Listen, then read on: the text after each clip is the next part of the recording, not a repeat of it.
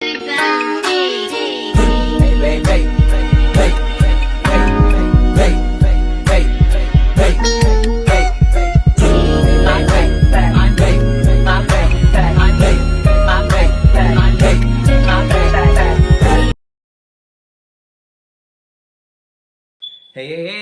what's going on YouTube land? This your boy TJ and welcome to my YouTube channel, Wrestling Nostalgia, where I give my reviews on WWE shows and PLE events. And today, we are going to be reviewing SmackDown May 10th, 2024. And before I get into my review, go ahead and give my video a thumbs up and help me share my video and grow my channel and all that good stuff. And now that we got that out the way, let's go ahead and get to my SmackDown review. So we open up SmackDown with the GM. And he's in the ring and he says that we have a great show lined up and a King of the Queen matches lined up as well. And without any further ado, I want to bring out the WWE Champion. Cody Rhodes comes out. Nick Atlas tells Cody Rhodes that he knows that he's a fighting champion and we have decided and determined a challenger for your championship belt. So this is when Logan Paul comes out. So Logan Paul gets in the ring and Cody Rhodes says, so Logan Paul. So he says, say it again. So he says, so Logan Paul, I kind of already know what you want to talk about. So he says, yes, I want to talk about main event, the King of the Ring PLE with the WWE Champion to truly kick off the Logan Paul, Paul Levesque era. Girl. So you just going to take over the Renaissance era of WWE?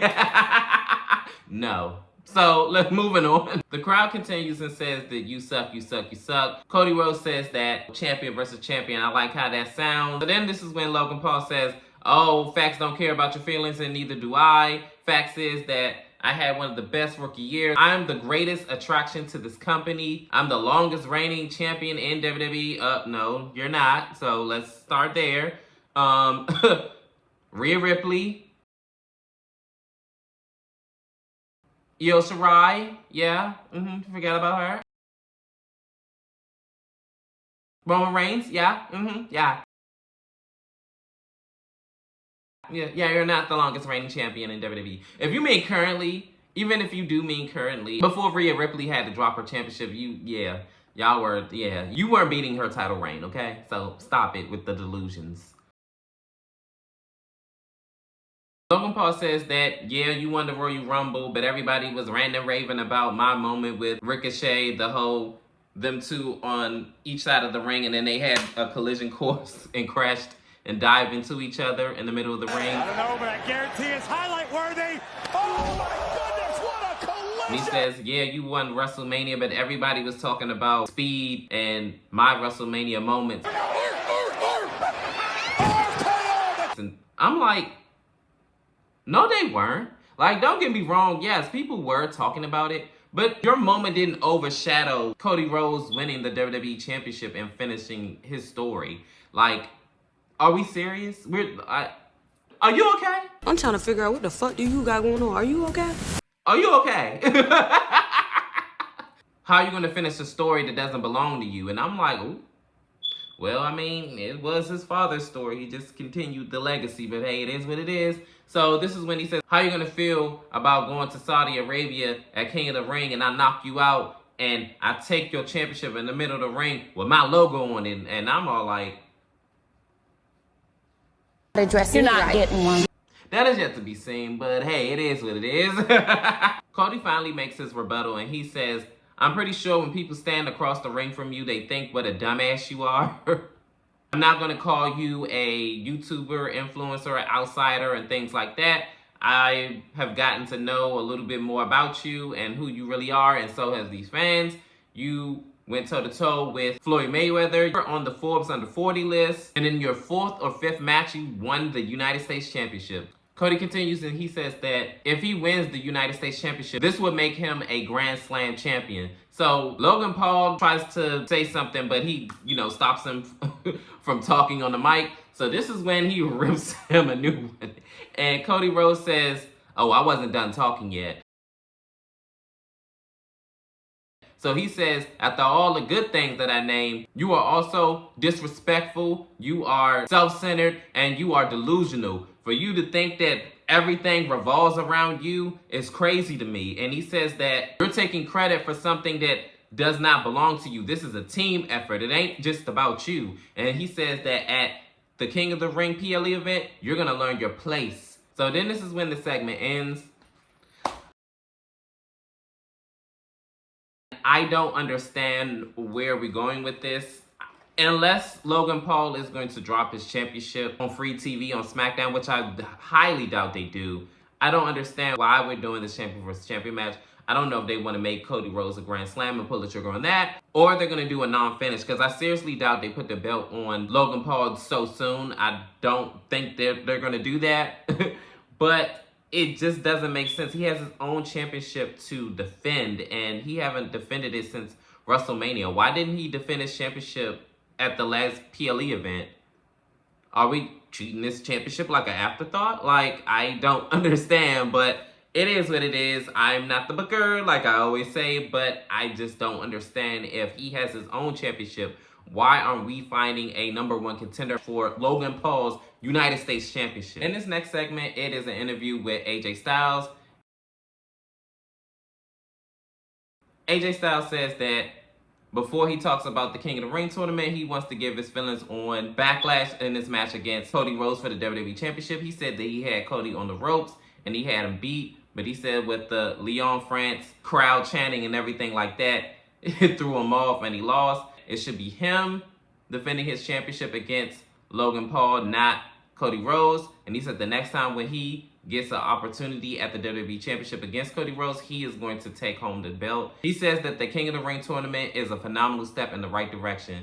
That is yet to be seen. He has his King of the Ring tournament match up against Randy Orton, which is a formidable opponent, and we're going to see what he's going to bring against his old foe, Randy Orton.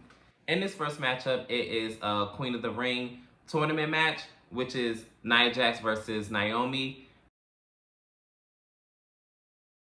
They really had a really great showing, to be honest. Nia Jax did her Samoan drop out on the floor with Naomi. Then Naomi was like fighting. They were both like going head up. I remember it was another moment in the match where Naomi did a Frankensteiner or Hurricanrana off the top rope. Oh my goodness. The way Nia Jax sold it, it was wow. It was crazy, man. And then I remember Naomi hit like some super kicks on to Nia Jax's face. And then the way she just... I was like, what the heck? She looked like a drunk woman just... Finally, when she tried to do her last kick, she ended up powerbombing her, did her leg drop, and then she hits her Annihilator to finish off this match. Yes, Nia Jax pinned 1, 2, 3 in the ring Naomi, and she goes on and moves on into the Queen of the Ring tournament. In this next segment, it is an interview with Baron Corbin. Baron Corbin said that he changed so much since the last time he'd been on SmackDown. He says that he don't know if he was happy or sad, a king or constable or whatever it was. He said he went down to NXT to find himself, and he says he's doing this as him. He's going in this tournament as him. He's going to wreck shop and this and the third. So this is when Carmelo Hayes comes in and he says that congratulations on getting drafted. Where were you placed at? Because I might have missed it. So Baron Corbin says, this guy, with a big head like that, it makes it an easy target. He said, let me go ahead and give you some advice. He said, no, you saved that advice. The last person that gave me advice wound up pulling out of the tournament altogether for the mere thought of me running circles around him. And he says that, let me give you some advice. You should have did the same thing as Bobby did, because tonight I'm running circles around you. Yeah, see you out there. And I was like, whew, that's one big-headed mother. Okay. But he does have the repertoire to back it up. I have to say that. And he definitely made a big movement on NXT, and he tore it up. Won the North American Championship, the NXT Championship. His ability and gifts knows no bounds. So this man, he's going to make it far. I wouldn't be surprised if he become the next WWE Champion somewhere in the next 3 years, tops. Mark my words. he's going to be a top draw in the company. Best believe. In this next matchup, it is a first round King of the Ring tournament match. It is Baron Corbin versus Carmelo Hayes. Man, these two went at it. Carmelo was going full force with his high-flying clotheslines and things like that. And then you had Baron Corbin doing his, throwing his bows and everything. And I remember at one point in the match, I love how Carmelo Hayes had escaped out of the Deep Six, that little move. It looked like the spin-out powerbomb. Love that. I love how he escaped it. It looked so clean and crisp. I remember another point of the match. Yo, Carmelo is too disrespectful. This man licks his hand and smacks the back of Baron Corbin's head. Speed of Matt Lowe, that maneuverability. Yo, this man needs to be stopped. He's a menace. He needs to be stopped. A lot of false finishes, a lot of good spots in this match. But I remember towards the end, he tries to hit his last days on Carmelo Hayes. But Carmelo Hayes winds up escaping, and then he winds up hitting the inside cradle for the win. And 1, 2, 3, he advances in the next round of the King of the Ring tournament. That's why I do what I do, man. Hey, going on to round 2, King of the Ring tournament. Man, let's talk about it. I just beat a former King of the Ring in Baron Corbin. That was light work. Imagine what I'm gonna do to the next guy in round 2. It's either AJ or it's Randy, who it gonna be. It doesn't matter because I'm him. That's why I was picked first in the first round. That's why I'm him, bro. That's why I do what I do. I don't need to tell y'all how good I am. I just show y'all how good I am. In this next segment, it is an interview with Bayley. And the interviewer asks Bayley, how do you feel about the Queen of the Ring tournament and who are you looking out to win the whole thing? Bayley says that, I don't know, it's a lot of talented women, and I'm honestly really looking at Jade Cargill and seeing how far she's going to go in the tournament. So, before she can really give any further context, this is when Chelsea Green comes in. And she says, oh, I guess the French crowd just made you lose your mind because you forgot that she's going up against Piper Niven, and she's going to knock her out in the first round. Au revoir. So she walks out, and Piper Niven gives Bayley this salty look. Yo, I know Bayley was just thinking in the inside like, oh my goodness, got all these big joints coming after me. First, Nia Jackson knocks her out of her commentator's desk. See? Nia just ripped Bayley out of her commentary seat. And now she got Piper Niven looking at her in that championship. Man, I'm telling you, Bayley just can't catch a break. And shameless plug, I love Jade. I love Jade's walkthrough and how she just, whew.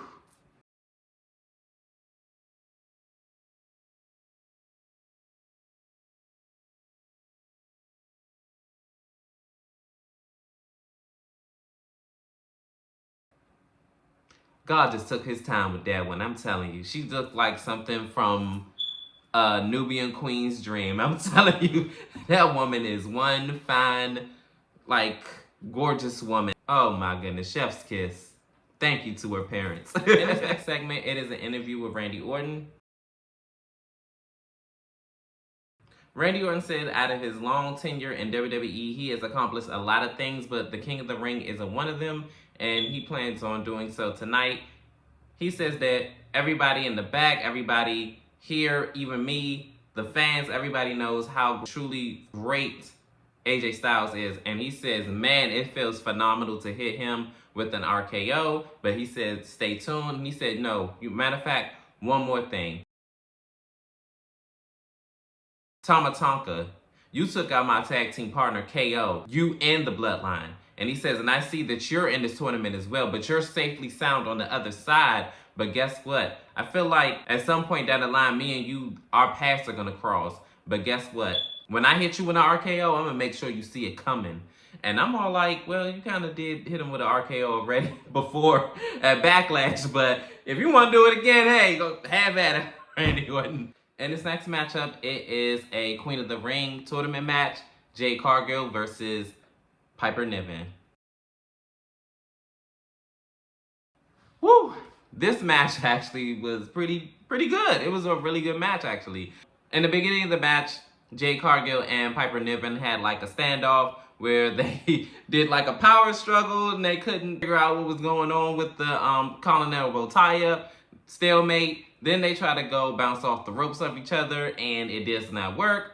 So then the last time when it was Jade's turn to bounce off the ropes, Piper Niven tries to clothesline her, it doesn't work. She winds up clotheslining Piper Niven, and then they had a little back and forth here. I remember at one point in the match, Chelsea Green tries to get involved. Matter of fact, she does get involved. I remember Piper Niven ended up in control of the match at some point down the line, and she ended up putting Jade Cargill on the ropes.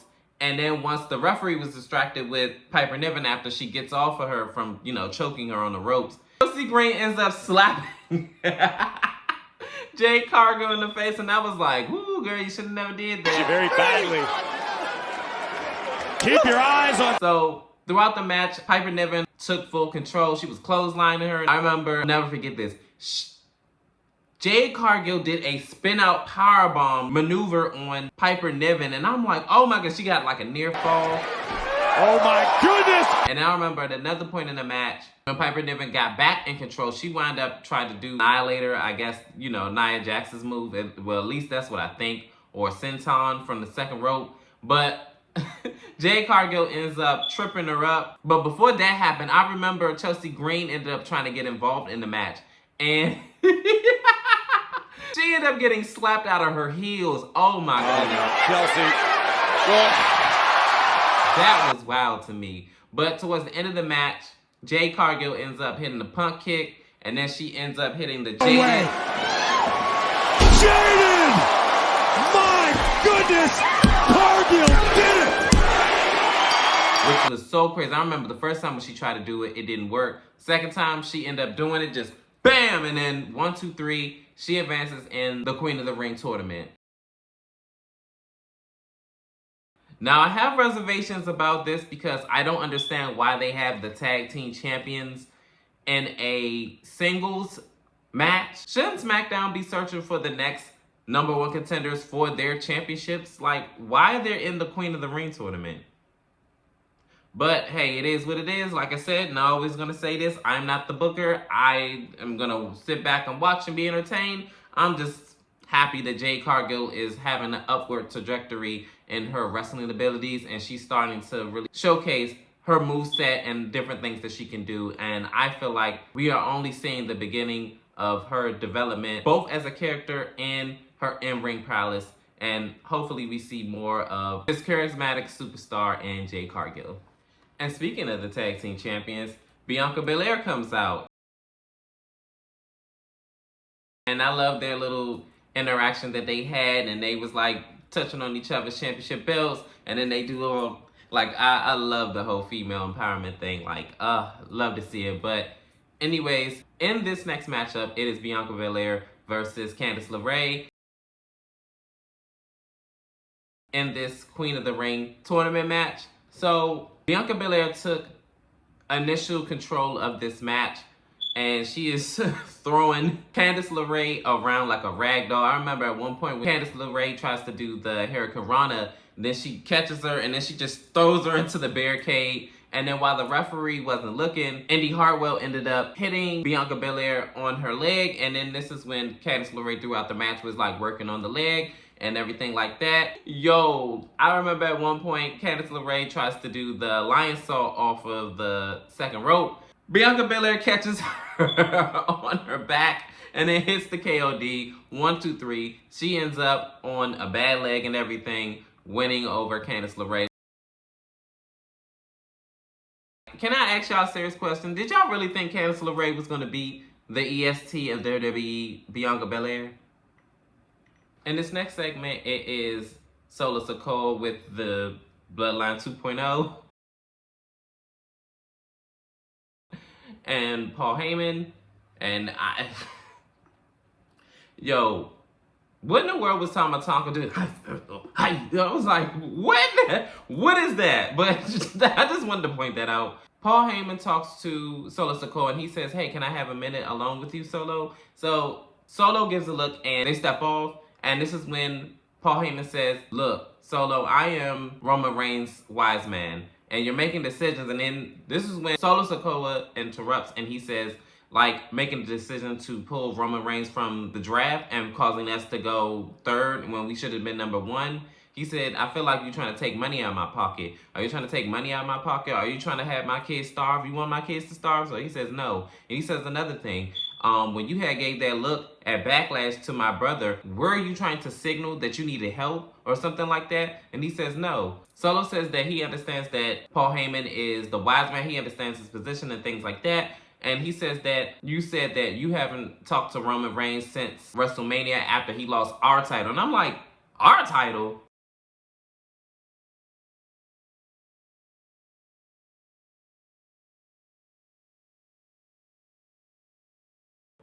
Dude, that wasn't your championship, boy. You better lay low. You better lay low. That was not your championship, okay? So, he says, yeah. And he says, well, I have talked to Roman Reigns. And he says, until further notice, I am leading this bloodline. And you're going to be my wise man. So he said, go ahead and bring it in. Go ahead and bring it in, wise man. So then he hugs him. Kind of similar to when he hugged Jimmy Uso, and then he wound up turning his back on him. So keep that in mind, because I have a bad feeling that Paul Heyman is, it ain't looking too good for you, Paul. It's looking real bleak. In this next matchup, it is the King of the Ring qualifying match. Tama Tonga versus D'Angelo Dawkins.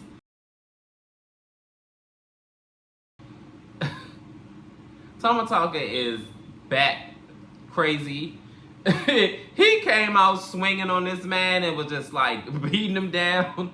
D'Angelo like trying to fight back. I remember at one point in the match, Solo Sikoa and Tama Tonga try to get involved, but D'Angelo Dawkins knocks him out. Knocks Solo down off of the ring apron. And this is when Montez Ford gets involved and he dives out on him. And then D'Angelo Dawkins turns his focus back on Tama Tonga. He hits a spine buster and almost gets a 3 count. Solo Sikoa and Tama Tonga's brother comes too, and they want to beating up on Montez Ford. And then Montez Ford gets the Solo spike. D'Angelo Dawkins end up getting hit with the flatliner and 1, 2, 3. Tama Tonga advances in the King of the Ring tournament.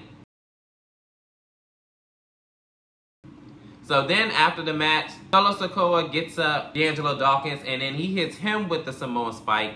And Paul Heyman looks scared to death. Like he'd rather be anywhere on earth but in that ring right now. And he gets down after that, and he's like, oh my goodness, like I don't know what's going to come of this new bloodline. All right, now we're here at our main event. Randy Orton versus AJ Styles in a first round King of the Ring tournament. So they had a really, really great match. Anytime when you have Randy and AJ Styles in the ring, they are incapable of having a bad match. Randy Orton already started off, and AJ Styles, coming to clash. Randy Orton gets the better half of this match. He ends up clotheslining him out of the ring, and then they go to commercial break. Then before the second commercial break, I believe AJ Styles kind of got the best of the situation, and he worked on the leg.